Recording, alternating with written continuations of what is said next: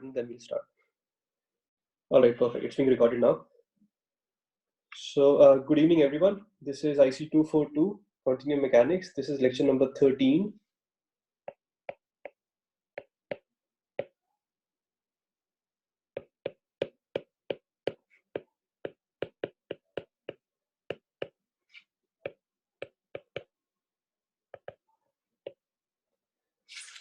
And today we'll start with the discussion on stress. So we're done with chapter number 2, which is mathematics, the background mathematics. And today we start with discussion on stress. So the mathematics that we have learned, we'll be using it to be able to quantify stress and strains, stresses and strains. So the first discussion starts with stress, which corresponds to dynamics in mechanics, and then we'll go to strains, which corresponds mainly to kinematics, which is just to do with motion without worrying about the forces. So we understand how forces are quantified in continuum mechanics particularly. So like we used to talk about forces, in continuum mechanics, we talk about stresses. And the motivation behind this thing is, for example, if I take, let's say, I take a ball and I try to compress the ball. So what happens is the forces, external forces apply on the ball, which is from the surface of the ball by compressing it. They manifest as internal forces inside the surface of the ball. So if I take any point inside the ball, that point is experiencing a change in the force structure because of the external force on the ball. So it is the transfer of this external force inside the body is what we want to analyze in continuum mechanics when we talk about stresses.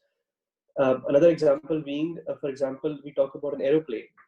So an aeroplane is flying, and because of wind, the structure of the plane experiences some kind of an external force.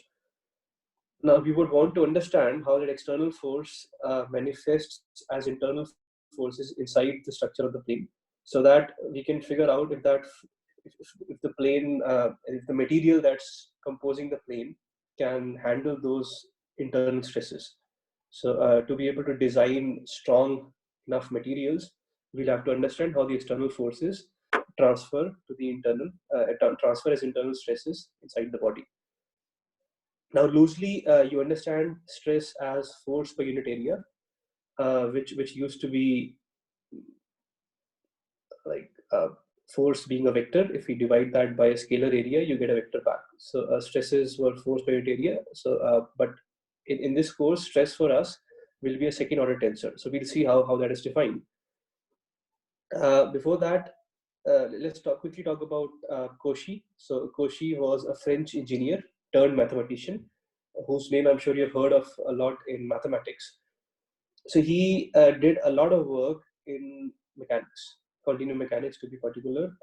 He in fact has 16 theorems named after him in continuum mechanics. So the reason I talk about Cauchy right now is because the stress tensor that we'll be discussing is named after him. It's called the Cauchy stress tensor, which is thought that I'll tell you about Cauchy. Cauchy worked around the same time as Laplace and Lagrange. Again, names you have heard in mathematics. So when we talk about force on a body, external force to be particular,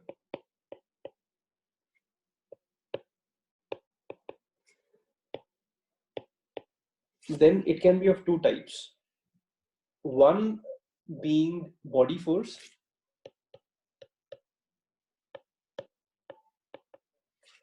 So body force is a kind of force, or body forces are kind of forces which act on the body as a whole, or which act on the volume of the body. So we also call them as volume forces.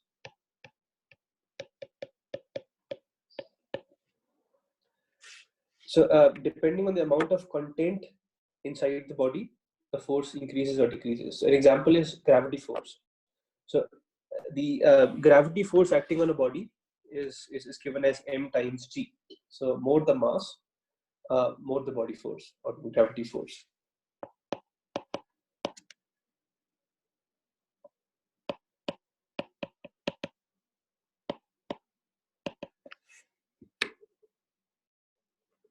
It's a very common, it's quite common to use or quantify these forces as forces per unit mass.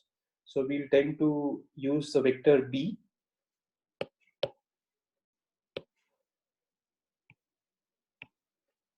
or in Indian notation we call it BI.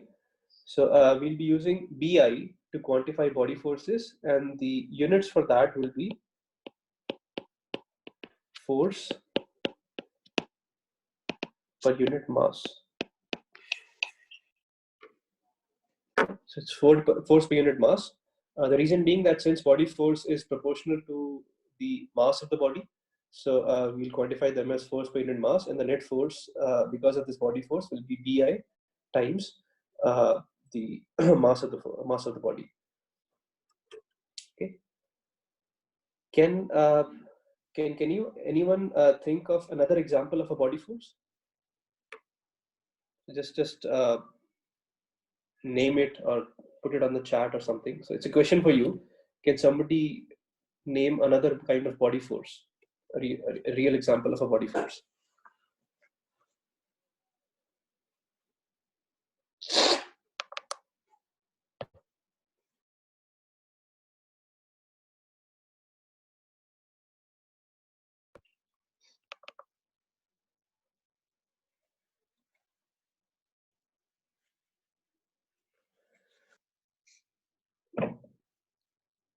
Can you hear me?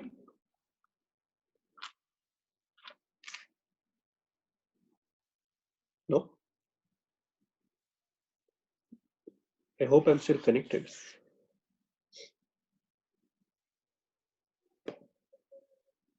Okay, okay. You can hear me. So somebody has said electromagnetic force. That's right. So electromagnetic force is also a body force because it depends on the amount of, what does it depend on? Is it proportional to the mass of the body?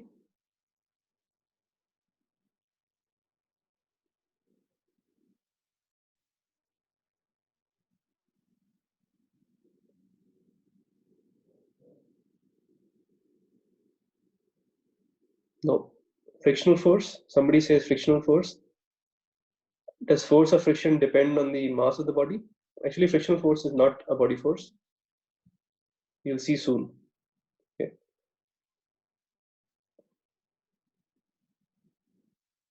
Think about it. Think of examples of body forces.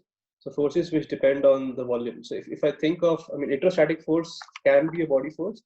So if I think of a body which has a uniform distribution of charges inside it, in that case, I can call this as a body force because it becomes proportional to the amount of mass of the body. Okay. Let's move on. So the next kind of force, external force, we classify them as surface forces. It's a classification of force. So in surface forces, you're talking about forces which are proportional to the area on which area of the body which is exposed to the field. So, for example, pressure force.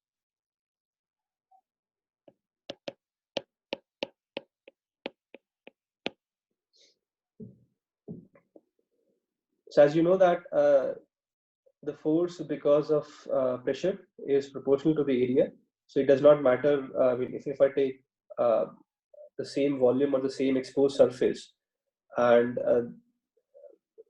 in one case I have more mass, in the other case I have less mass, it does not matter. It simply depends on the surface. Now again, friction force, if you think of it, it's because of the contact between the body and contact between the two surfaces. So depending on the area of contact, the friction force will change. So forces which act on the surface, or which only depend on the exposed surface, are called surface forces, and the forces which depend on the mass or the amount of some material contained inside the body are called body forces. And you'll soon see why we classify forces as body and surface forces in this particular course. So you can think of more examples of forces and try to classify them as either body or surface forces.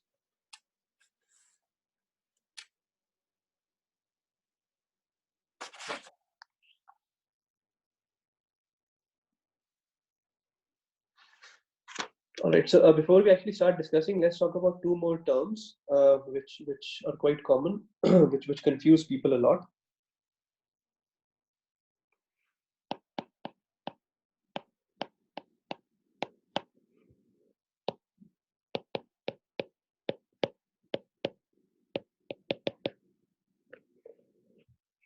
So there's one term called homogeneity or homogeneous. Okay. So homogeneous means which is distributed uniformly in volume. So when we say that the force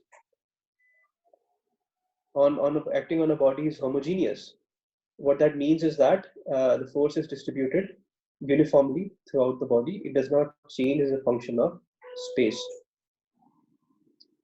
So that's homogeneous. And the other term that's used quite often is called isotropy or isotropic force. Again, I will not go into detail of this because we already have discussed the idea of isotropy in background mathematics. But loosely saying, then that isotropy means that it does not depend on the direction. But you actually know that isotropy, if we do an orthogonal transformation, then the quantity mathematically should have the same components. That is what it means by something being isotropic. There's no directional preference in whichever way you observe the quantity. Okay, so let's start with our discussion on stress. So the aim here is to be able to define what stress is. So what we are trying to do is,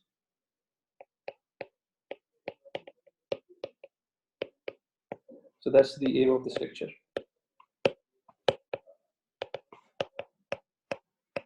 Okay. Define stress, and then we'll understand stress.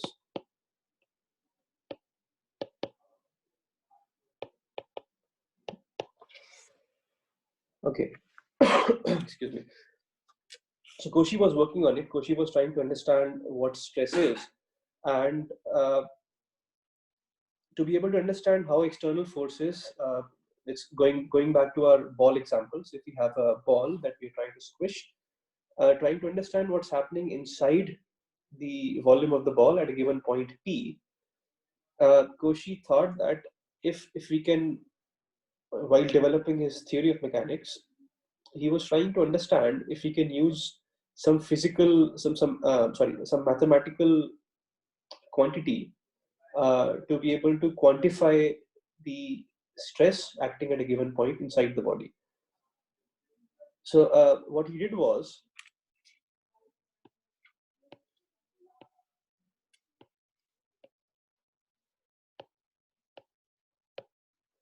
so let's take a volume omega. So it's a volume which has some mass inside it, and there's a point P here.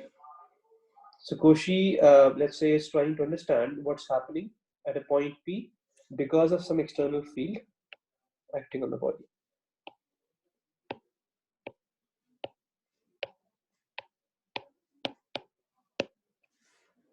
Some external forces, some external forces acting on the body, which is leading to a change in the force acting at a point P.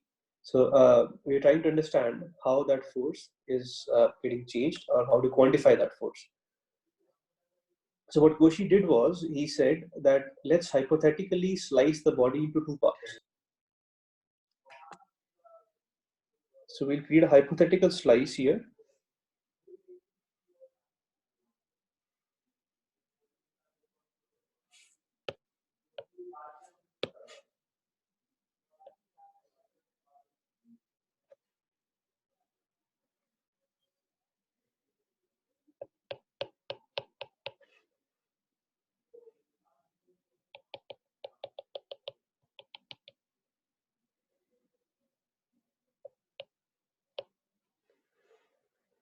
Okay, so we have a point P, which is denoted by this dot at the center. And what we've done is we have hypothetically sliced the body into two parts, part 1 and part 2. It's a hypothetical slice. We're not cut the body actually, but we're just imagining cutting the body. And this plane, which is the plane of slice, is called the cutting plane.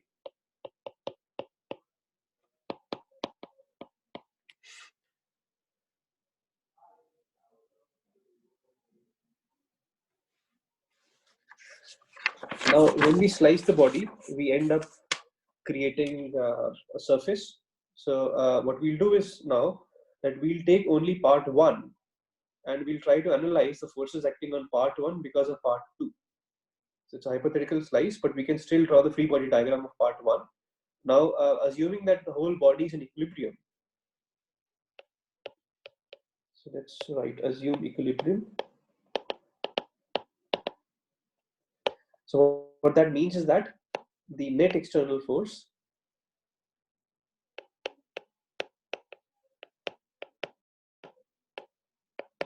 is 0. Okay. So equilibrium means that the net external force acting on a body is 0. So that means that as from Newton's second law of motion, then the net acceleration of the body is also 0. So we are assuming equilibrium. So let's take part 1 only.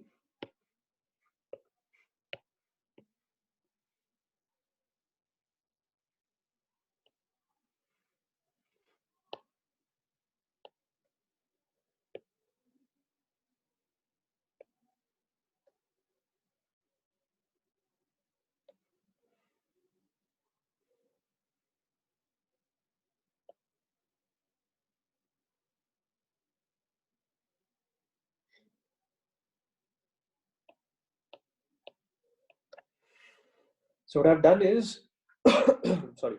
So what I've done is I have drawn only part 1, which is just one half of the body, and this plane is the cutting plane.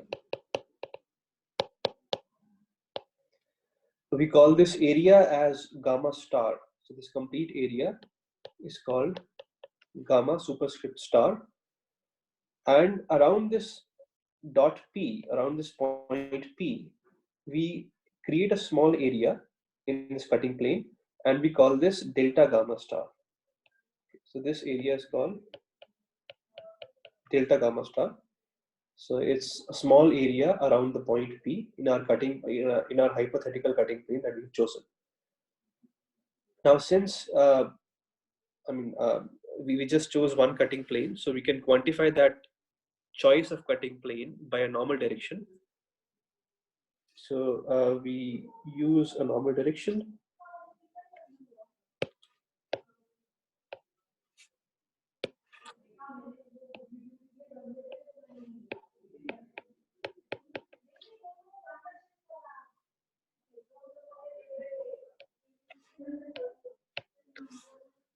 Okay, so n hat denotes the choice of cutting plane in our case. So if you choose a different n hat, then that means that you have chosen a different cutting plane to pass through point P. Now, what we see is that, of course, there is a force acting because of part 2 on part 1. Now, even though the choice of cutting plane was hypothetical, we can still analyze the free body diagram of part 1, which is what we are doing right now. So there is a force acting because of part 2 on part 1 at each and every point of the cutting plane. So what we do is we just consider our small delta gamma star for the time being, and we calculate the net force acting due to part 2 on part 1 only on the small delta gamma star, and we call that delta F.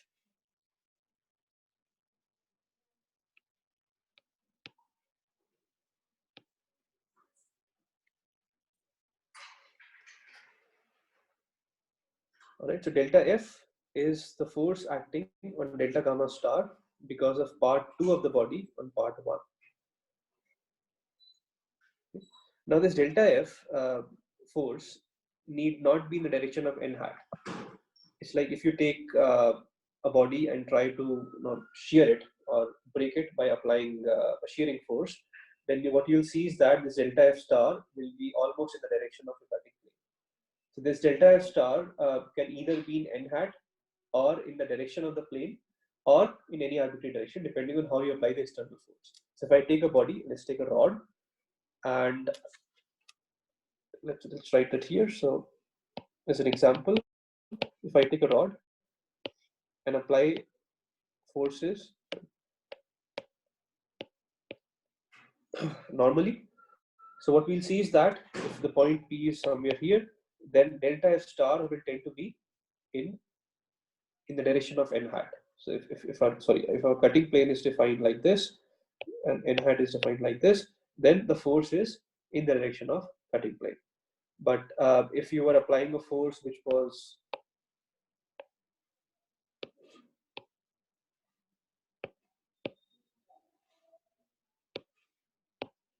somewhat like this, then what you see is that the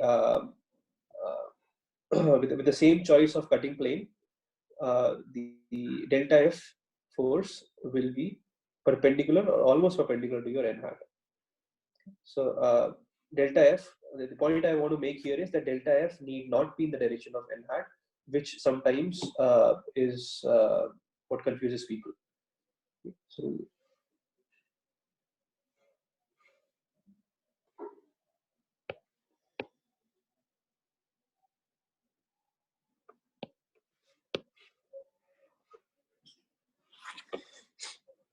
any questions?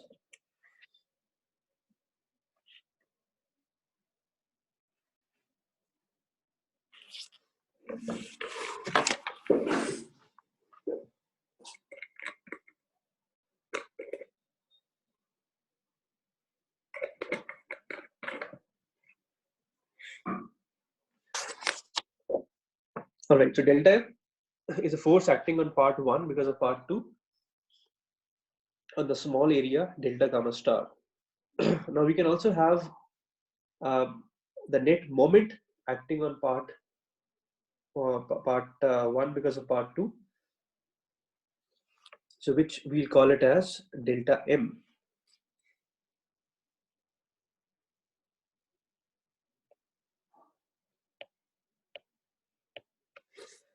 Okay. The net moment, which is the moment of the forces, or you can say torque.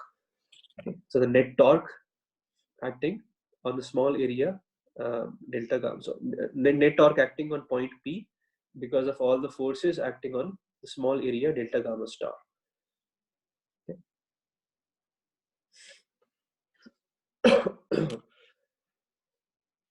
So we'll use the Cauchy stress principle.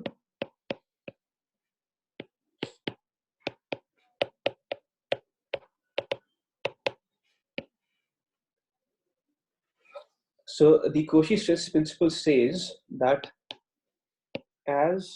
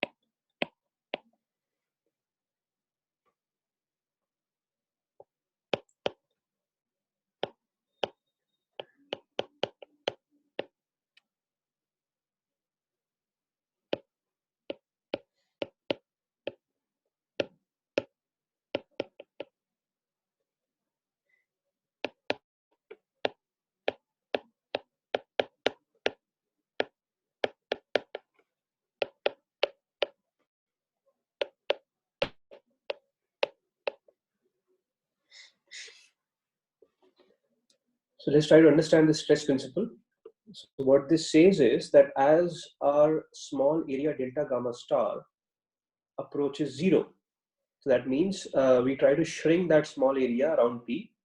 until we are able to reach the point P. So in the limit delta gamma star tending to 0, the ratio of the force acting on that small area, that's delta F, to the area, the amount of area, so that ratio delta Fi by delta gamma star, this ratio approaches a limit, and that limit is what we call the vector t.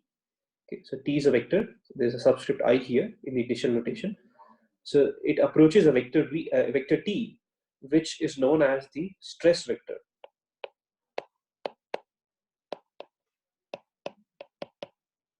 Also known as the traction vector, or sometimes just traction. Okay. Now what you see here is that instead of the usual notation of a vector, it has a superscript with n hat on top.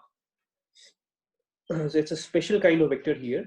The reason being that if we had chosen a different n hat, which is a different cutting plane, we would have got a different t vector. So remember that everything is defined at a point P. So what we're doing is we are taking a small area around point P, we shrink that area to 0, and in the limit that the area tends to 0, the ratio of the external force because of part 2 on part 1, which is our delta Fi by delta gamma star, that approaches a limit, which is a limiting vector Ti. But if I choose a different n hat, that is a different cutting plane, I would end up getting a different vector, a different stress vector. So this stress vector is, although defined at a given point P, it depends on the way we slice the body hypothetically. So it's a special kind of vector which has information about on what point it is acting inside the body, as well as on what area it is defined in terms of the cutting plane.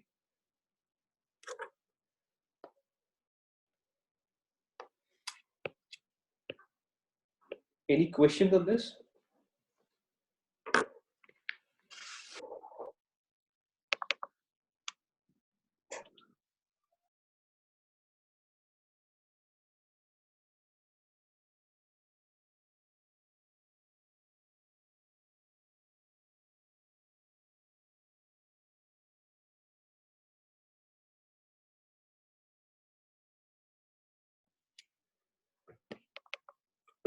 It usually takes some time for the people to understand this principle, but if there's any confusion, let me know.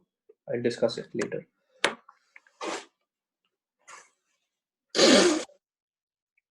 Sorry.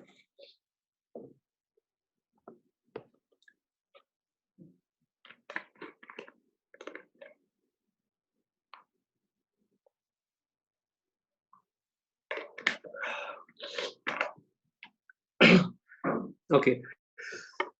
This stress principle also states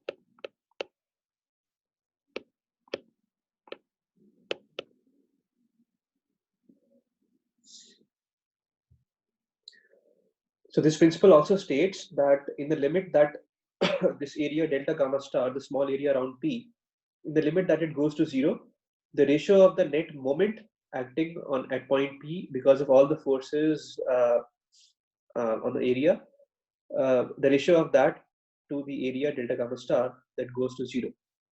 It basically means that there's no concentrated moment at the point P, because if you take the area to be 0, The only condition in which delta mi is non-zero is if you have a concentrated moment at a given point p inside the body.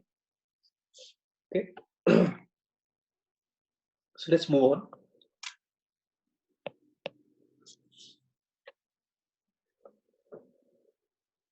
Now, remember, we talked about the motivation behind doing this analysis. So if you are trying to design an aeroplane, and in the aeroplane, let's no, draw a rough figure. So you have the wings of the plane. So excuse me for my drawing, but I hope you understand. So what's happening is the plane's moving forward, so the wind is blowing in this direction, and it's applying some kind of some external force field in the body that manifests as internal forces inside the structure. So what you're trying to do is you're trying to understand at any given point P inside the body, what's the stress distribution or the distribution of how is the stress vector behaving at different cutting planes. Because if we have a cutting plane, let's say this one, which has a normal around this direction, and that cutting plane is experiencing a very large traction vector or stress vector, then that means that in that direction, uh, there's a very large force acting at point P because of the external force field, and the body has a tendency to break or crack or rupture in that direction.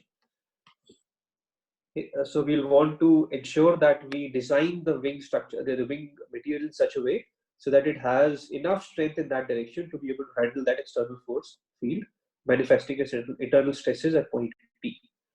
So we want to ensure that the body is strong enough to be able to handle the external forces or stresses. Okay. So what we want is ultimately we want the state of stress at a given point P.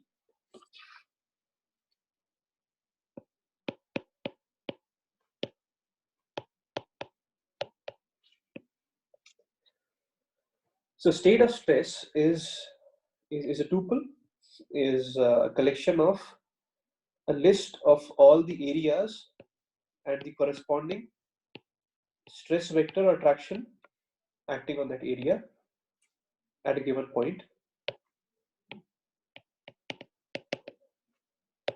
For example, P in this case. So state of stress at a given point P is a list of all the hypothetical cutting planes and the corresponding traction vectors acting on it. So once I've specified the state of stress at a given point P, then I've specified everything that you need to be able to design the body, design the structure in terms of how the external forces manifest as internal forces at a given point P. But if you think about it, I mean, the list of n hats are infinite because at a given point in a body, you can have infinite hypothetical cutting planes or infinite n hats that are defined at that point.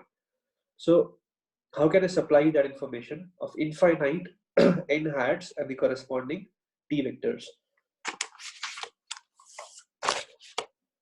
So the good thing is that we don't need that infinite information. It's like that.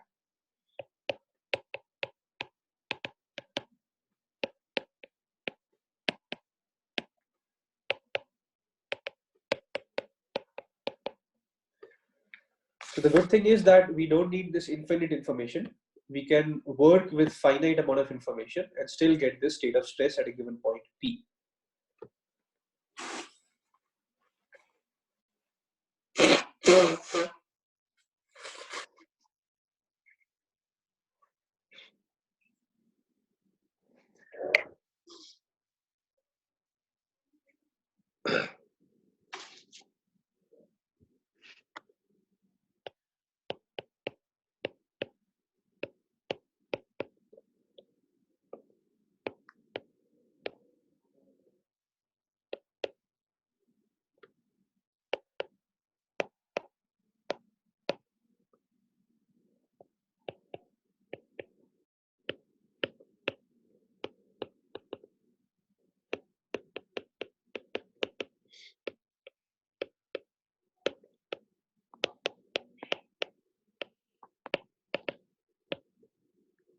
So that's a good news, that we can create the state of stress at a given point P using finite amount of information, because as you can see from this definition of state of stress, it's an infinitely long list of n hats versus the t vectors.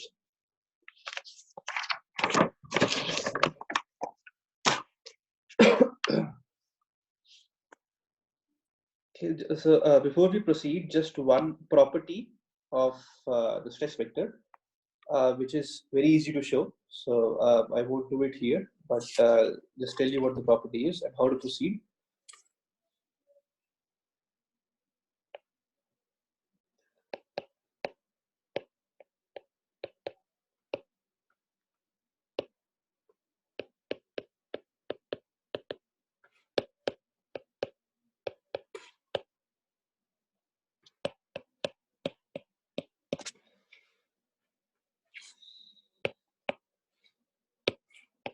So property of stress vector is that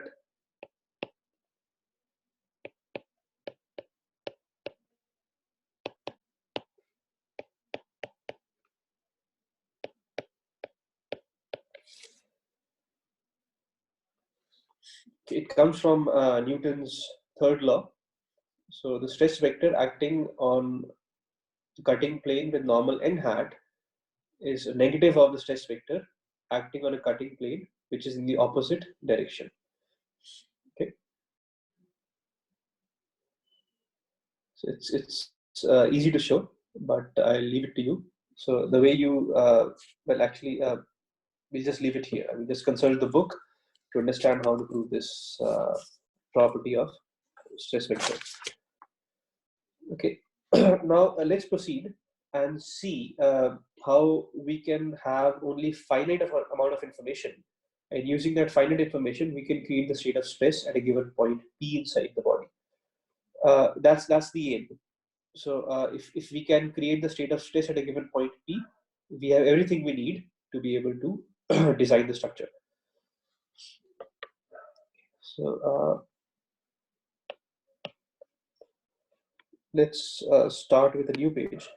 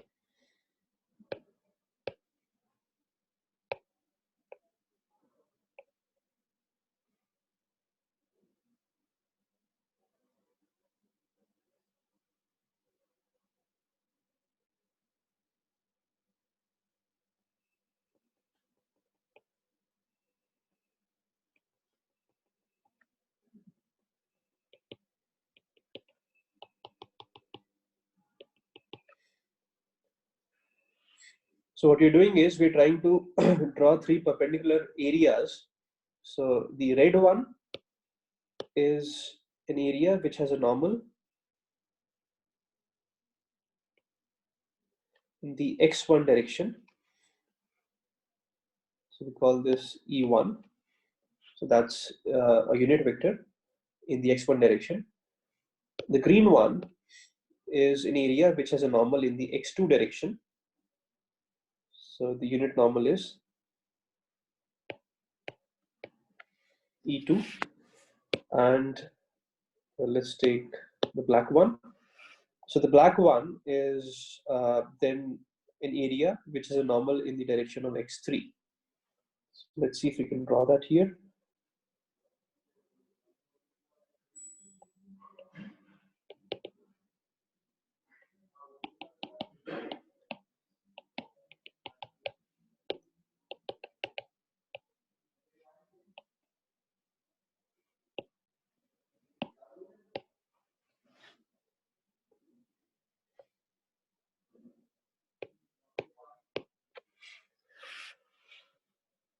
Okay, so we have drawn three perpendicular areas through point P. So instead of taking that cutting plane in the arbitrary direction of n hat, what we have done is we have taken three special cutting planes. So one cutting plane is in the E1 hat direction, the red one. One cutting plane is in the green, the E2 hat direction, and the third one is in the E3 hat direction or the X3 direction. And we'll try to analyze what the stress vectors on these three directions are. So we have the stress vector in the E1 hat direction. Sorry, let's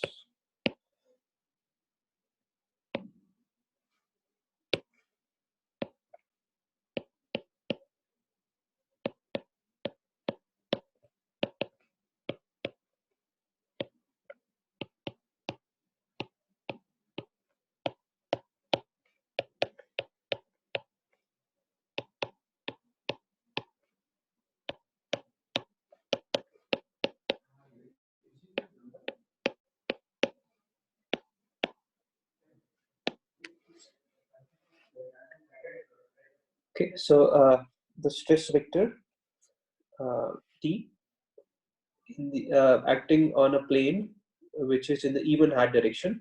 That's the red one. Can be written in terms of its three components: T1 super E1, T2 super E1, and T3 super E1. So T1, T2, and T3, they refer to the three components of the stress vector T.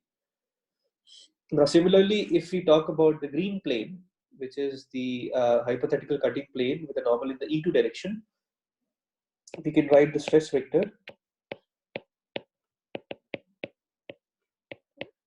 in this ways.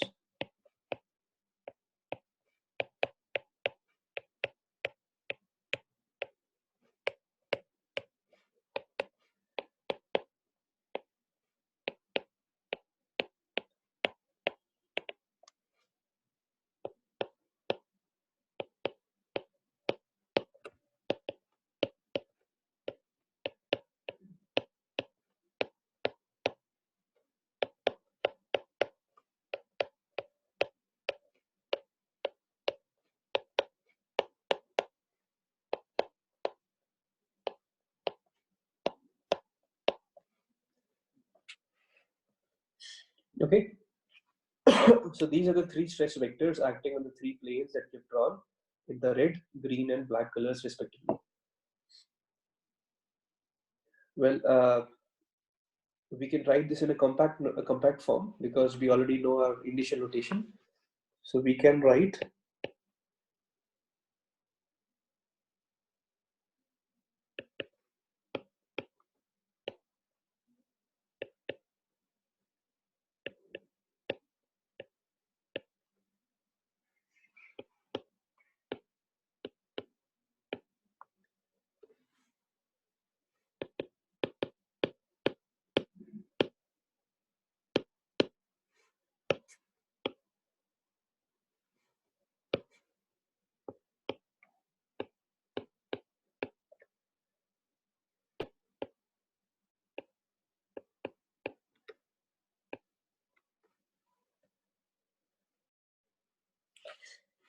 okay.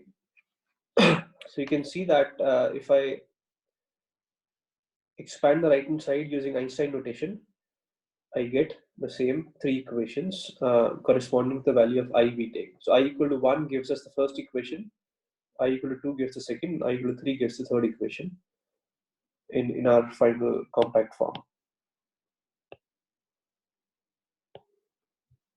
Okay, so why have we done this? What's the point of creating these three mutually perpendicular cutting planes in our Cartesian coordinate directions?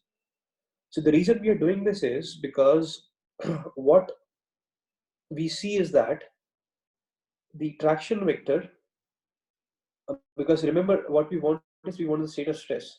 So let's see what exactly we want. So we would want to find out what the traction vector on any normal n hat is.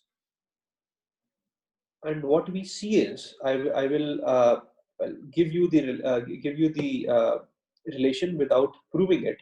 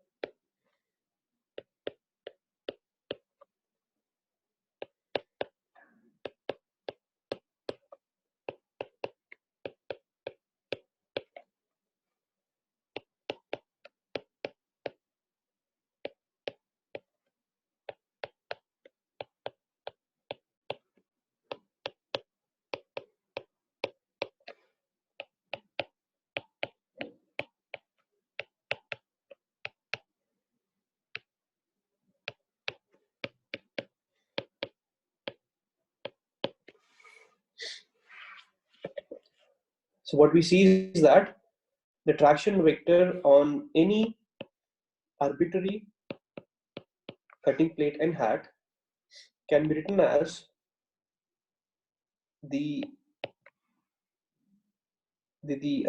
dot product between the traction vector on the three perpendicular Cartesian planes. So in fact, we have created a matrix out of it, and that times the n vector that we have here. So what we'll do is we'll write that as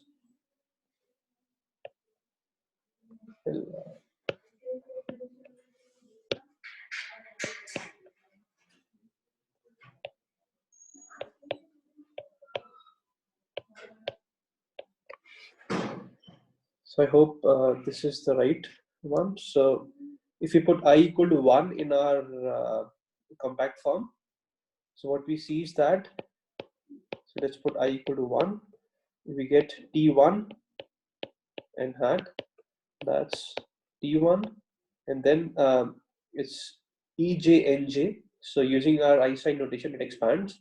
So this becomes E1 N1 plus T1.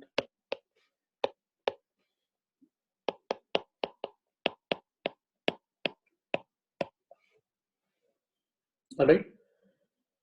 So what it says is that the first component, or the component of T in the even direction for this arbitrary normal n hat can be written as a linear combination of the traction vector components in the three mutually perpendicular cutting planes that we just had drawn. So if I go back one slide, so these three planes that we had drawn, the red one, the green one, and the black one, and we found the corresponding traction vectors on these planes.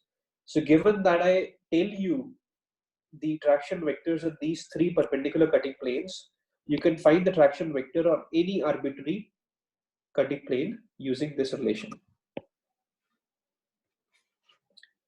Okay, it's a very strong relation.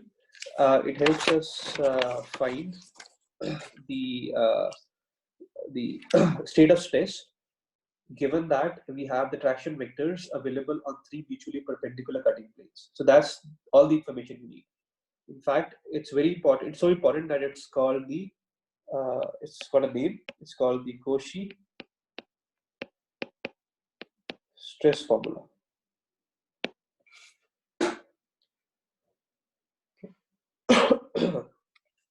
Is that clear?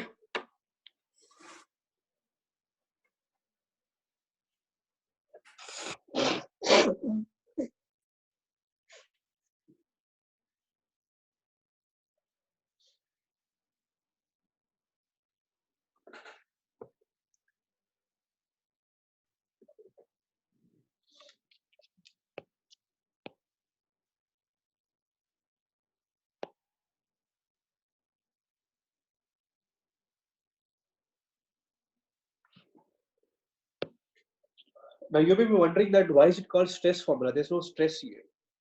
But if you see this, there's this term here, the one which has I and J in it, that is actually a matrix that we have just drawn above it. So this matrix is actually called the stress tensor.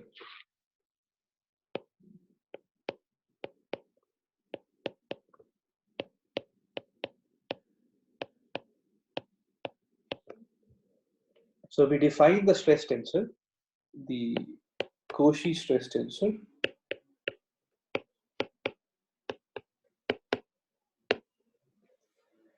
as this matrix Ti superscript Ej. Okay, so with this definition, the Cauchy stress formula now can be written as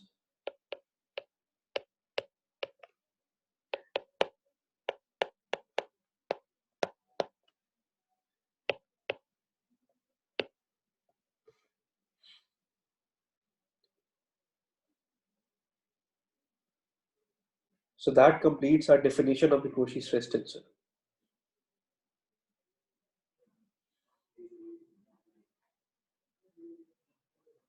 Is that clear?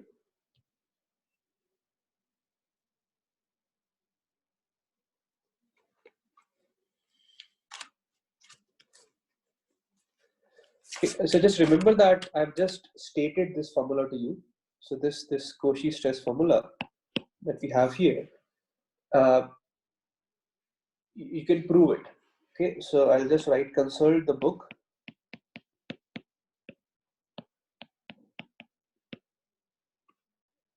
for proof.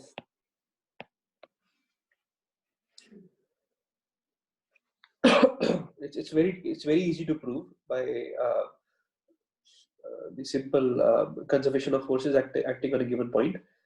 So, but it's not important here to show the proof. What's important is that we can find the stress vector acting on any arbitrary cutting plane n hat, given the stress vectors available on three mutually perpendicular cutting planes.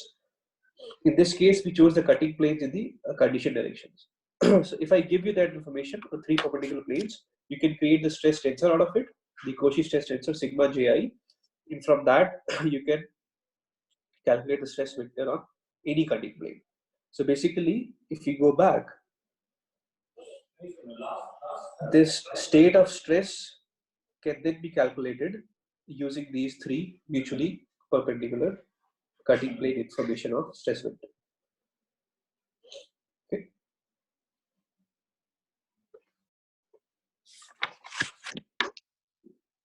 So I think we'll stop here. It's almost 1 hour. Any final questions before I close this presentation?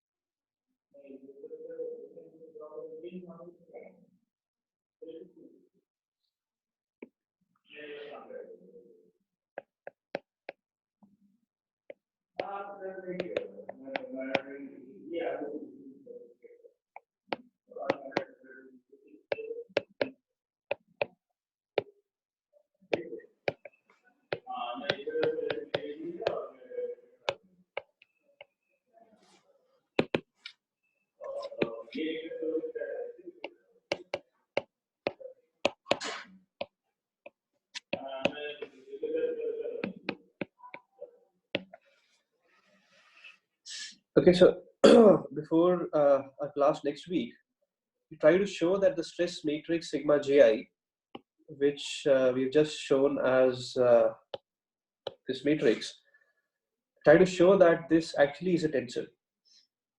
So using the definition of the Cauchy stress tensor that we have just shown, try to show that this matrix of 3 by 3 is actually a tensor. So remember that we said that something is a tensor if it satisfies the tensor transformation property.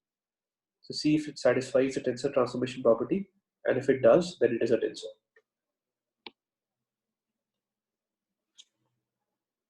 There's a question, so let me check.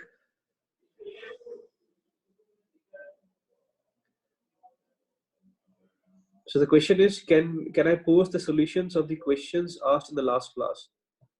I can, but I don't remember what the questions were, so let me go and check them. But usually the kind of questions I ask in the class are for you to try them yourselves, and most of them have solutions available in the book. So if you go and consult the book, then these things will be available. But I'll go and check, and if something's not available in the book, then I will definitely post the solutions. Okay, so thanks for that, and I'll see you on Monday, 2:30 p.m.